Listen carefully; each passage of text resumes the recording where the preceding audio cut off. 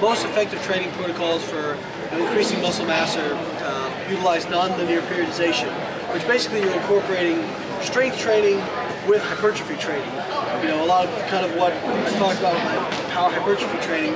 That's just one form of nonlinear periodization. But basically, you know, there's essentially three different ways to resistance train. There's hypertrophy training, there's strength training, and there's power training.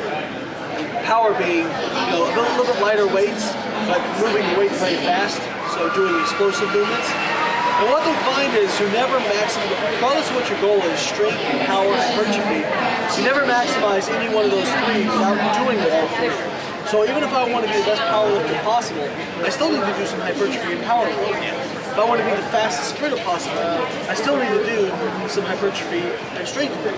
And so if I want to be the best bodybuilder possible, build the most muscle possible, I still need to do strength and power work. The difference is how you switch your priorities. So whereas maybe you do, you know, if you really wanted to be a power lifter, you're doing 3 strength sessions to every, you know, 1 hypertrophy and 1 power session. Or if you're a sprinter, you're doing, you know, a bunch of power sessions and you have a hypertrophy or a strength session, you know, every other week, something like that. Or if you're trying to be a bodybuilder, you know, you do, you know, 2 sessions for every 1 strength session for hypertrophy. You know, so you just change your emphasis depending on what you want to do.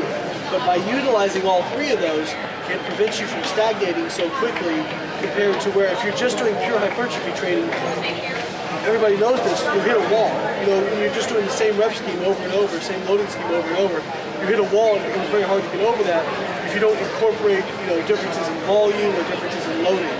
So, you know, really, you know, examining kind of, there's really no substitute for trial and error as well, but really examining how you can incorporate, you know, all 3 of those aspects of training into your training to get the most out of it.